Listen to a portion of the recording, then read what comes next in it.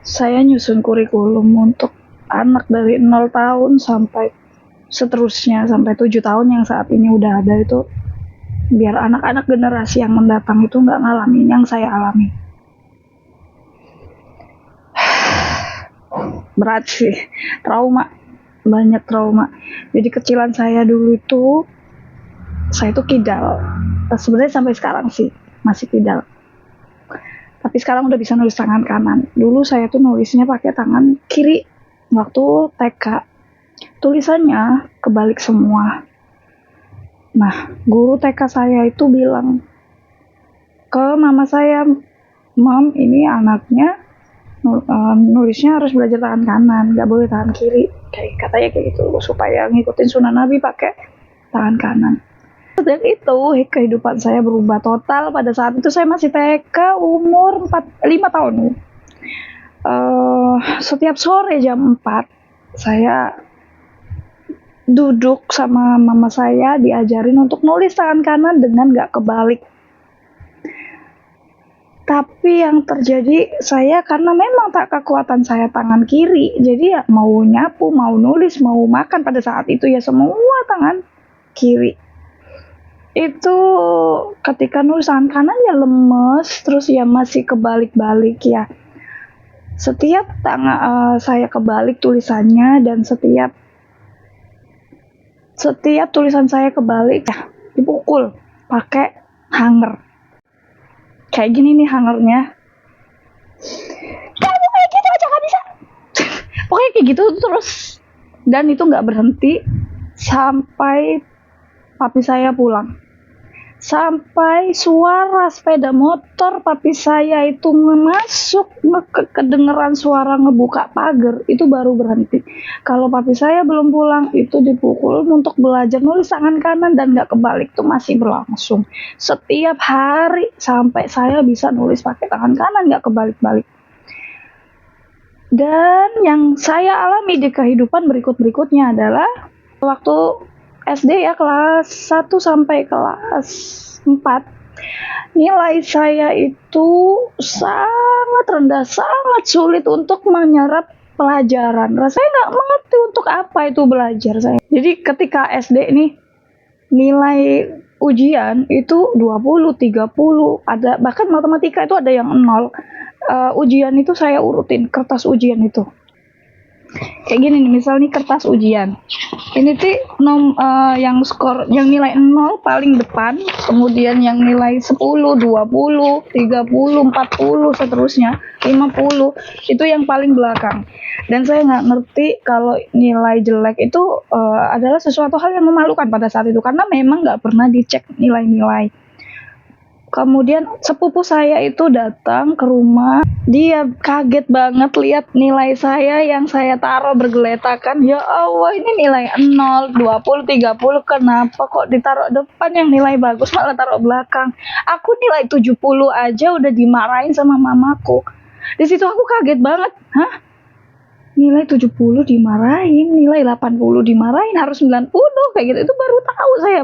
Ya boro-boro nilai 80, 70 aja nggak pernah. Pada saat itu saya masih kelas 3 SD. Kemudian kelas 4 SD nih, saya ada pelajaran matematika perkalian. Pada saat itu saya nggak bisa, nggak ngerti, dan memang nggak ngerti konsepnya gitu. Cuman angka 4 kali 4 berapa, 5 kali 5 berapa, nggak ngerti konsep maksud dari kalau zaman sekarang itu kan sudah bisa pakai mainan, kayak misal nih, ini berapa nih, 1, 2, 3, 4 itu ada ini 4 benang kayak gitu. 4 kali 2 berapa? Nah, ini berarti ada 4 benang ditambah 4 dikali sampai 2 kali, ini berarti ada tinggal ditambahin total 8 kayak gitu. Kita di zaman sekarang itu kan serba pakai media ya. Bahkan banyak penelitian yang nunjukin kalau anak pakai worksheet aja atau pakai tulisan aja tanpa mengetahui maknanya, ya nggak makin pinter, makin nggak seneng belajar, iya kayak gitu. Akhirnya kelas 4 makin jeblok lah nilai-nilai itu. Mama saya akhirnya ngajarin lagi untuk perkalian setiap sore, dan itu saya nggak mudeng-mudeng. Setiap saya salah ngomong dibentak, dimarahin. Setiap ya termasuk dipukul juga ya, dipukul wajah gitu ya. Jadi sampai-sampai kalau ada gerakan tangan mau ngapain kayak gitu tuh, mau ngambil sesuatu aja, itu tuh saya kira saya mau dipukul. Jadi langsung kayak gini nih, langsung tiap ada gerakan apa gitu ya, langsung saya kayak gini. Karena itu saya pikir mau dipukul itu, dan itu namanya pada saat itu trauma ya. Sekarang sih udah selesai ya, dan mama saya sebenarnya baik ya, sebenarnya baik, hanya saja pola asuhnya kan memang zaman dulu kan keras, nggak ngerti kayak gitu. Nah, efek kemudian yang terjadi pada saya adalah ketika saya SMP ya.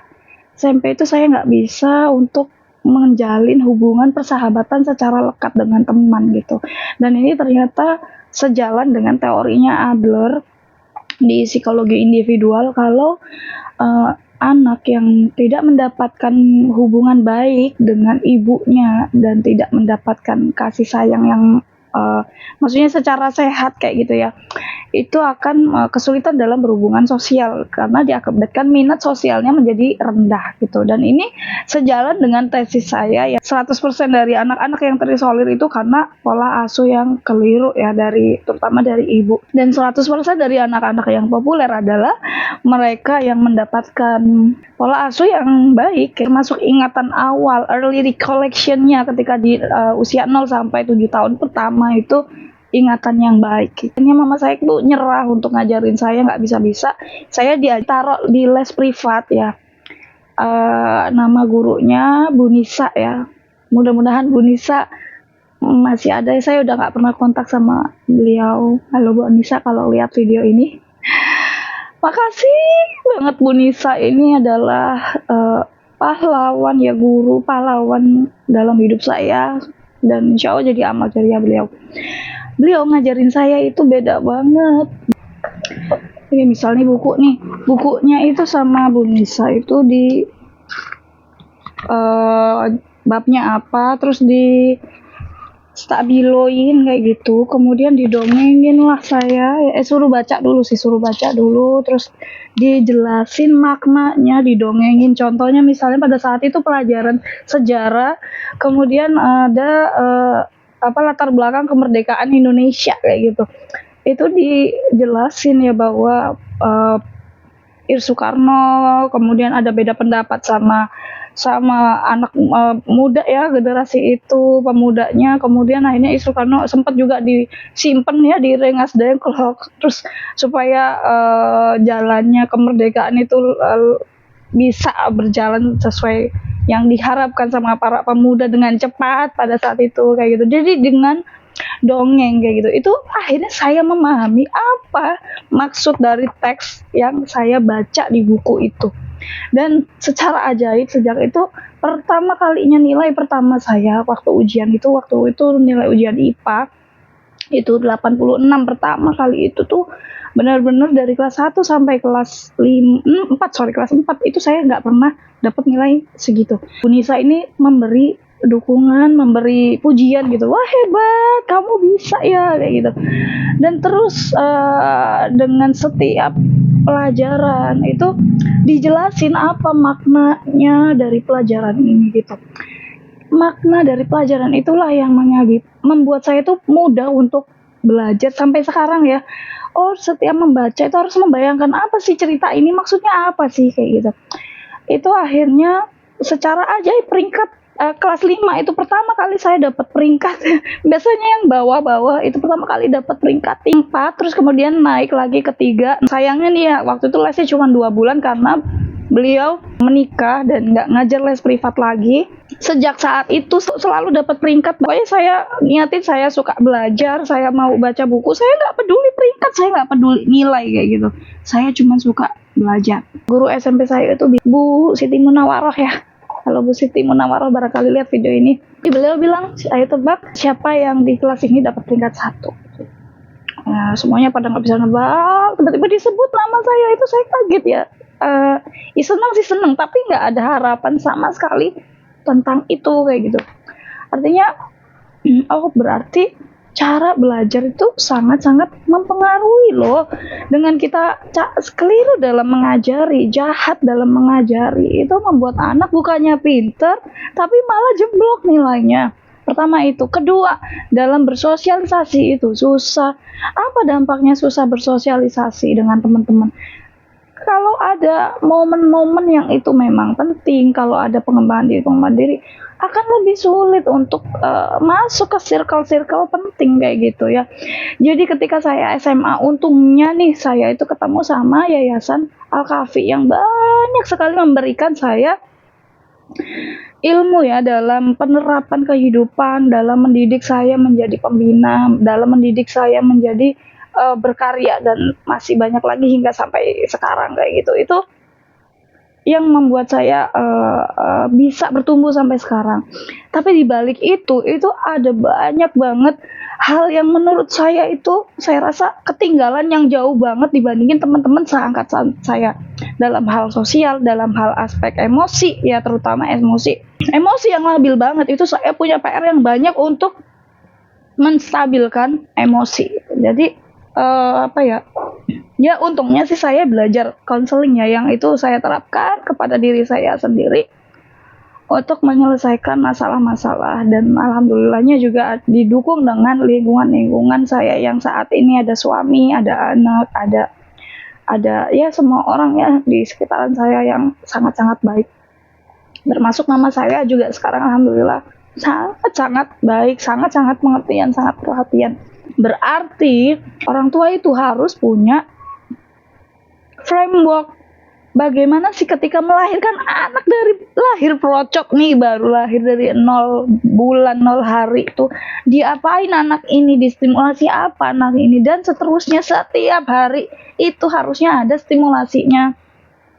Saya pelajari ilmu parenting, ilmu bimbingan dan konseling, ilmu kurikulum, ilmu psikologi pendidikan, dan semuanya akhirnya saya susun ya, termasuk dari kurikulum pemerintah ya, kurikulum dari KBK, kurikulum Merdeka, KTSP. Kemudian gimana sih kurikulum di luar negeri?